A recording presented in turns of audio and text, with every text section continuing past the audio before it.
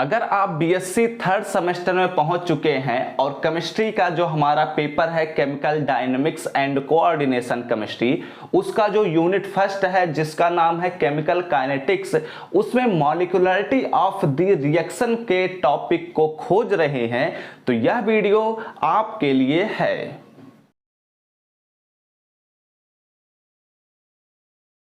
Hello प्यारे दोस्तों, मैं हूं आपका भैया ऋषभ सिंह और आप सभी देख रहे हैं आपका अपना यूट्यूब चैनल ऋषि यस क्लासेस।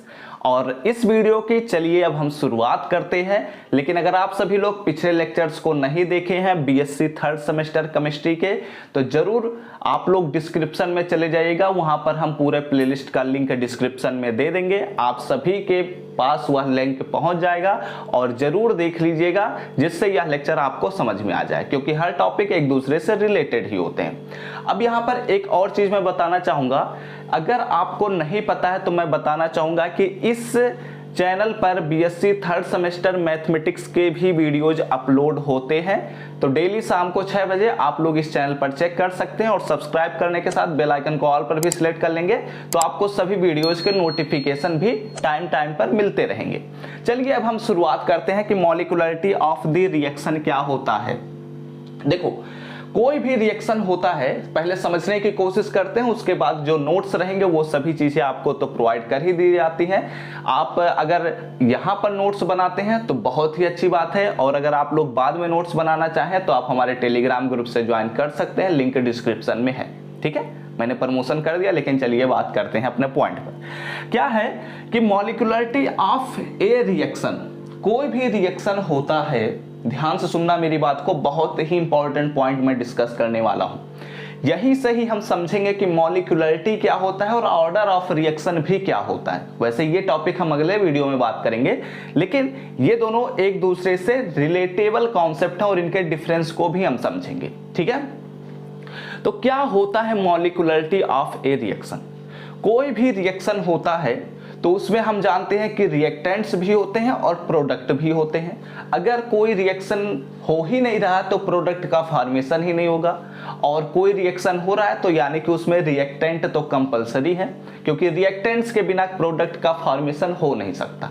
ये हम लोग पहले से जानते हैं। अब अगर कोई भी रिएक्शन होता है तो हम सपोज कर लेते हैं कि वह ए, चलिए मैं यहीं पर बनाता हूं, हम सपोज कर लेते हैं कि मान लेते हैं कि कोई भी रिएक्शन है तो उसमें दो रिएक्टेंट्स एक दूसरे से पार्टिसिपेट किए या रिएक्शन किए और ये बना लिए प्रोडक्ट का फॉर्मेशन। ठीक है, अब यहां पर जो मॉलिक्यूलरिटी ऑफ द रिएक्शन है, ध्यान से सुनना मेरी बात को, यह एक सिंपल रिएक्शन पर डिपेंड करता है।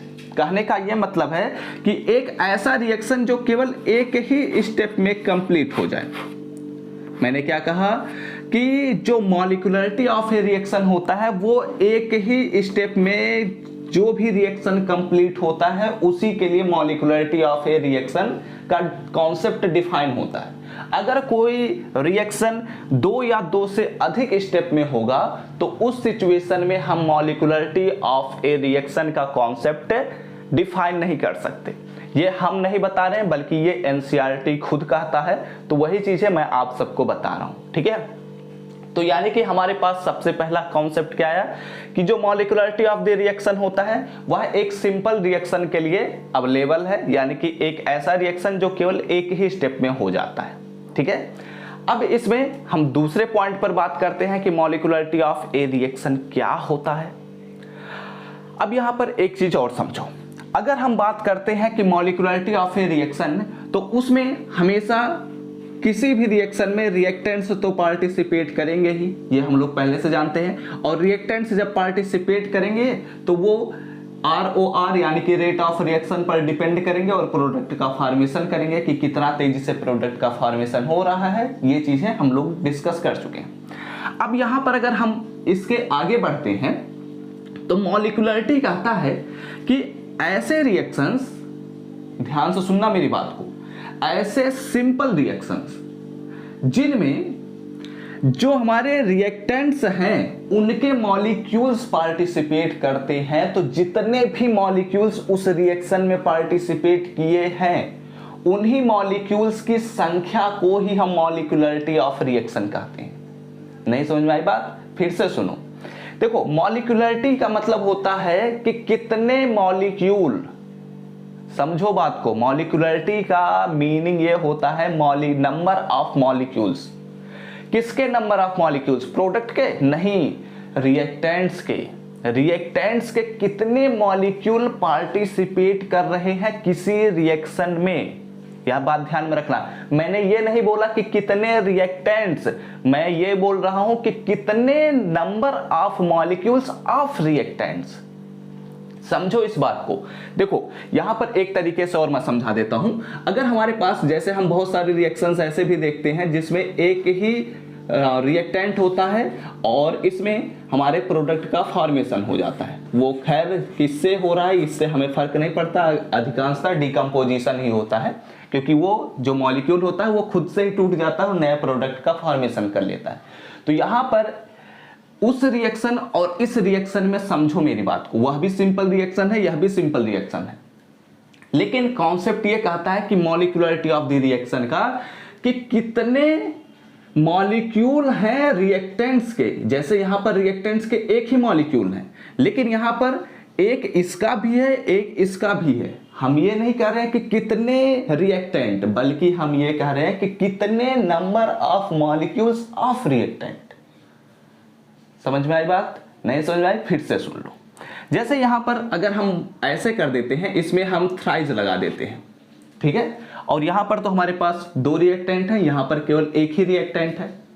तो अगर हम रिएक्टेंट के बेस पर कहें, वैसे ऐसा कहेंगे नहीं, लेकिन अगर हम कहते हैं तो यहां पर दो रिएक्टेंट हैं, तो इसकी जो मॉलिक्यूलरिटी हो गई 2, लेकिन यहां पर केवल एक ही रिएक्टेंट तो है, तो इस प्रकार इसकी मॉलिक्यूलरिटी होगी 1, होनी चाहिए, लेकिन ऐसा नहीं है, क्योंकि मॉलिक्यूलरिटी ऑफ द रिएक्शन यह बताता है कि कितने number of molecules of reactants, यानी कि रिएक्टेंट्स के कितने मॉलिक्यूल प्रोडक्ट के फॉर्मेशन में पार्टिसिपेट किए हैं।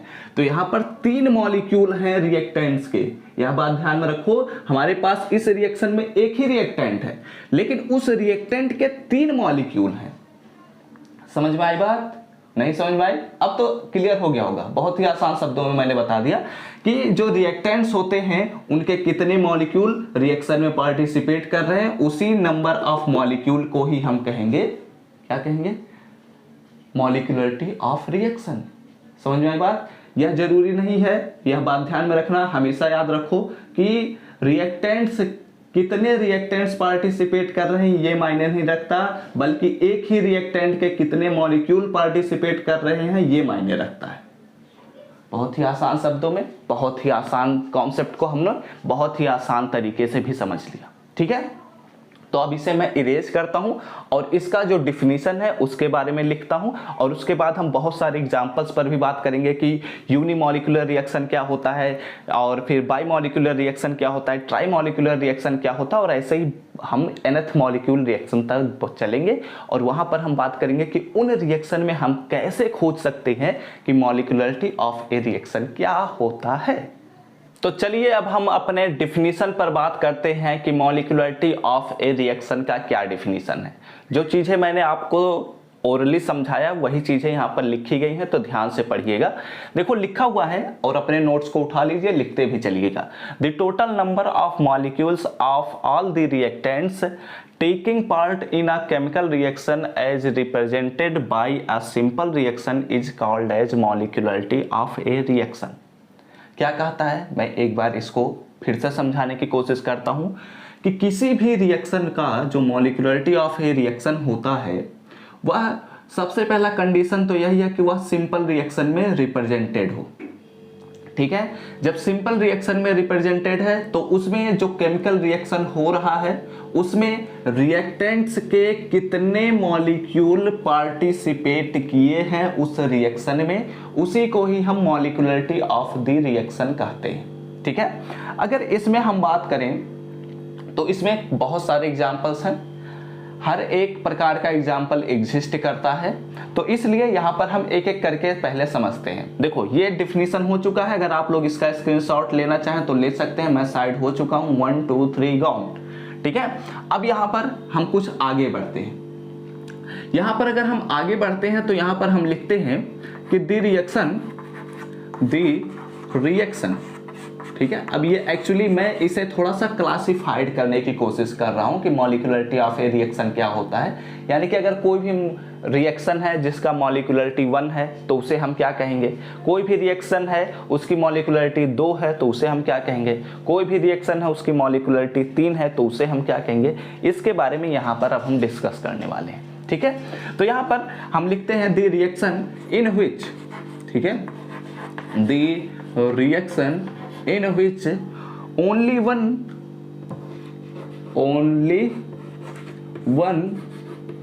molecule of reactant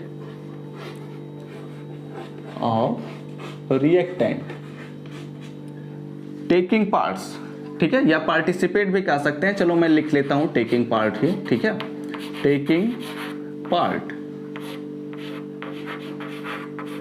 is called as, यहाँ पर मैं थोड़ा एक्सप्लेन करते हुए चलता हूँ, इज कॉल्ड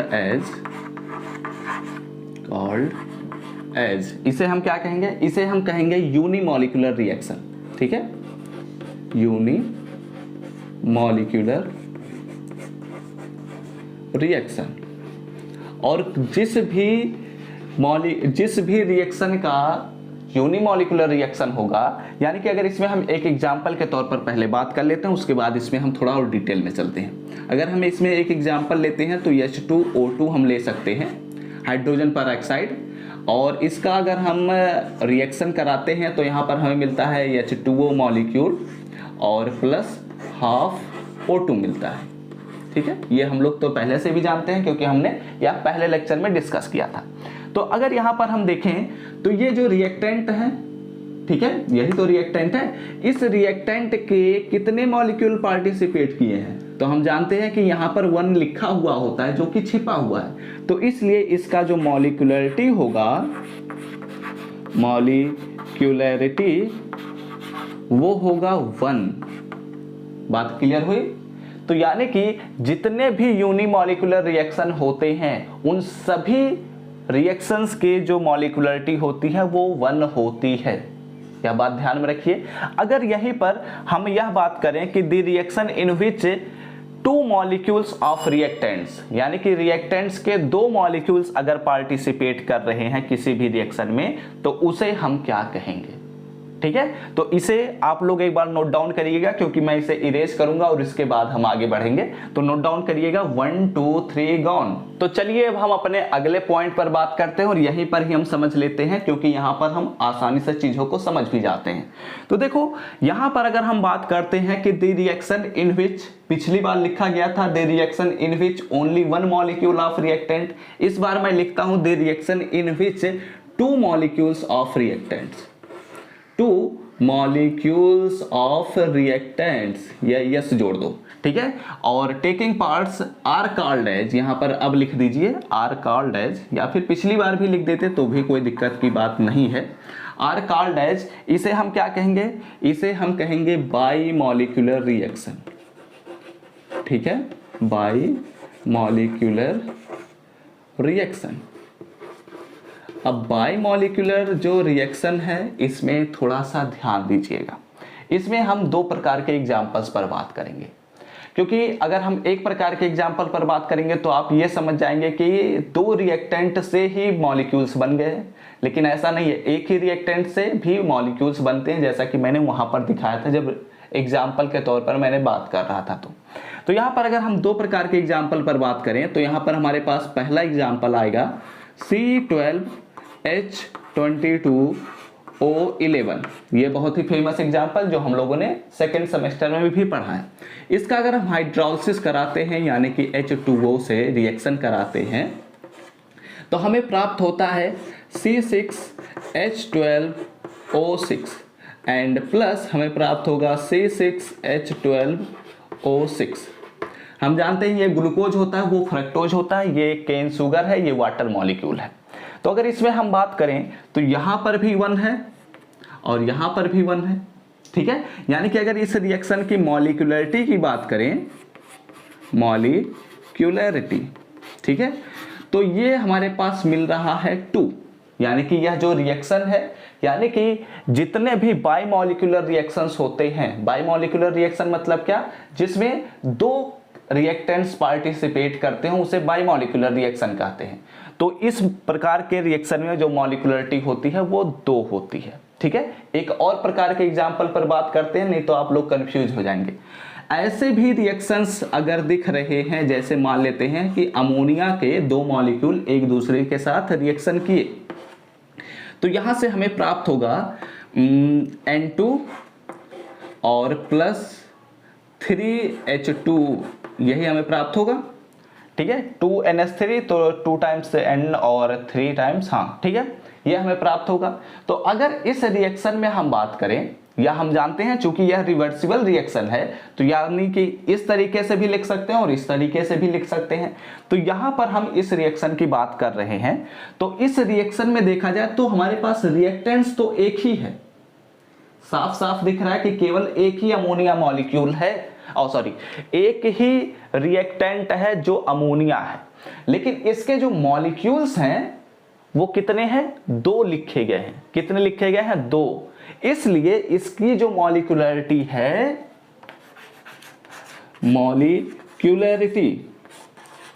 जो मॉलिक्यूलरिटी होगी वो 1 नहीं होगी बल्कि 2 होगी, यानी कि हमारे रिएक्टेंट्स के मॉलिक्यूल पर डिपेंड करता है। अगर आप केवल कह रहे हैं कि रिएक्टेंट पर डिपेंड करता है तो वो गलत बात है, क्योंकि यहां पर एक ही रिएक्टेंट है तो मॉलिक्यूलरिटी तो 1 होनी चाहिए, लेकिन ऐसा नहीं है। यहां पर जो रिएक्टेंट्स हैं उनके 2 मॉलिक्यूल पार्टिसिपेट कर रहे हैं इस रिएक्शन में, इसलिए इसकी जो मॉलिक्यूलरिटी होगी वो 2 होगी। ठीक है, ऐसे ही हम ट्राई मॉलिक्यूल पर भी बात कर लेते हैं। चलिए हम ट्राई मॉलिक्यूल को भी समझ लेते हैं और उसके बाद हम सीधे डायरेक्ट nth मॉलिक्यूल पर भी बात कर लेंगे। ठीक है, तो यहां पर चलिए हम सबसे पहले आई होप आप सभी लोग नोट डाउन तो कर ही लिए होंगे। चलो कोई बात नहीं, अगर आप लोग नोट डाउन नहीं किए हैं तो वीडियो को थोड़ा पीछे कर लीजिएगा और वहां से आप लोग नोट डाउन कर लीजिएगा। ठीक है, और यहां पर हम बात कर लेते हैं कि अगर 3 मॉलिक्यूल रिएक्शन में पार्टिसिपेट कर रहे हैं तो इस सिचुएशन में क्या प्राप्त होगा हमें। ठीक है, तो यहां पर इसके एग्जांपल्स पर भी हम बात करेंगे। तो यहां पर हम लिख देते हैं 3 मॉलिक्यूल्स ऑफ रिएक्टेंट्स अगर पार्टिसिपेट करते हैं तो इसे हम कहेंगे ट्राई मॉलिक्यूलर रिएक्शन।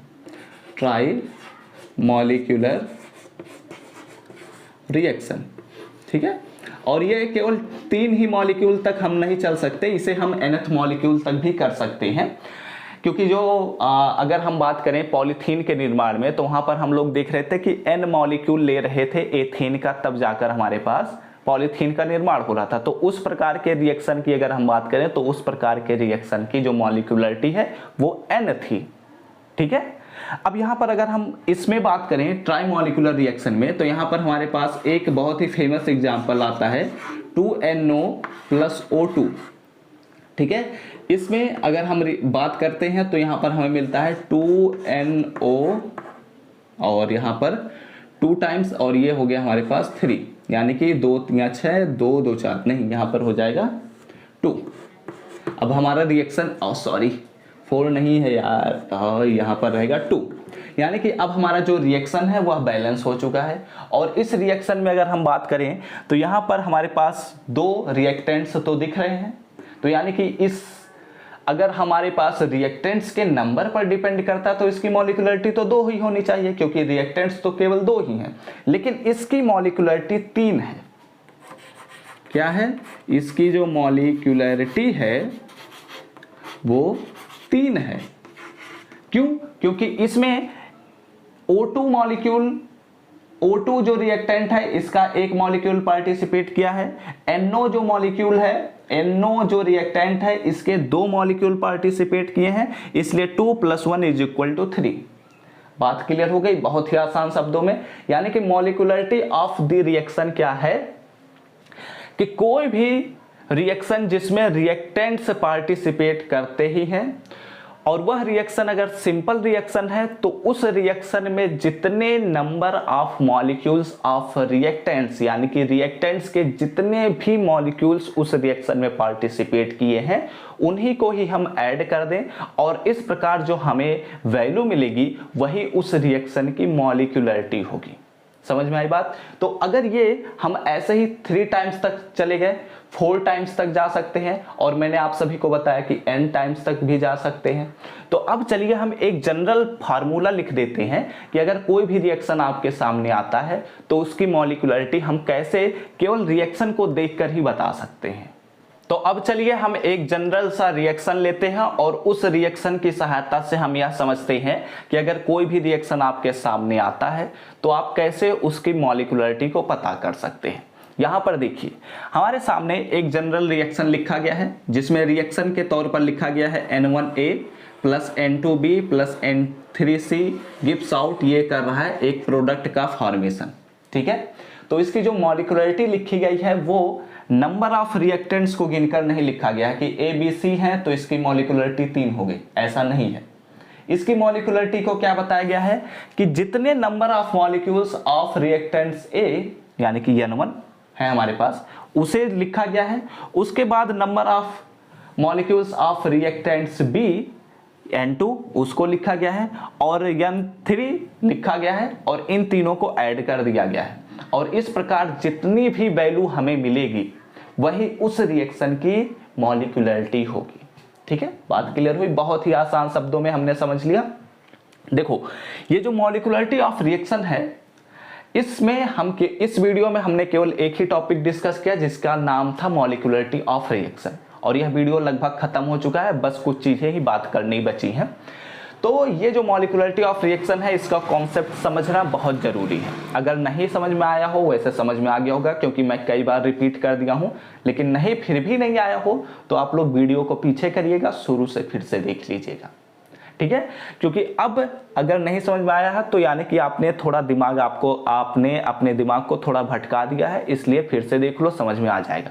और एक चीज मैं बताना चाहूंगा कि अगर आप लोग बुक नहीं लिए हैं तो जरूर ले लीजिएगा, चाहे पास के दुकान से या फिर हम लिंक डिस्क्रिप्शन में दे देंगे, आप सभी लोग जाकर परचेज कर सकते हैं। और अगर आप लोगों को बुक का PDF ही चाहिए तो भी आप लोग हमसे टेलीग्राम पर कांटेक्ट कर सकते हैं, वहां पर कुछ रुपए पे करने पड़ेंगे, आपको बुक का भी PDF मिल जाएगा।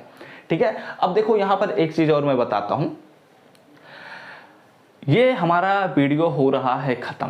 अब अगले वीडियो में हम बात करेंगे ऑर्डर ऑफ रिएक्शन के बारे में। ठीक है, और इनके जो भी PDF हैं वो आपको हम टेलीग्राम ग्रुप में प्रोवाइड कर देंगे, अगर आप लोग इसका स्क्रीनशॉट लेना चाहें तो ले सकते हैं। 1 2 3 गॉन। ठीक है, अगर यह वीडियो अच्छा लगा हो तो जरूर लाइक करिएगा, साथ ही साथ कमेंट करके बताइएगा कि क्या आप लोग किसी भी रिएक्शन का मॉलिक्यूलरिटी ऑफ रिएक्शन पता कर सकते हैं। अगर पता कर सकते हैं तो आप हमें टेलीग्राम पर भी मैसेज करिए, हम बहुत सारे रिएक्शंस आप सभी को प्रोवाइड करेंगे, उसमें आप लोग बताइएगा कि कौन से रिएक्शन का क्या मॉलिक्यूलरिटी है। ठीक है, और ऐसे ढेर सारे वीडियोस के अगर नोटिफिकेशन पाने हो तो जरूर सब्सक्राइब कर लीजिए, साथ ही बेल आइकन को ऑल पर भी सेलेक्ट कर लीजिए। तो हम सब मिलते हैं अपने नेक्स्ट वीडियो में, तब तक पढ़ते रहो, संघर्ष करते रहो और सफल होते रहो।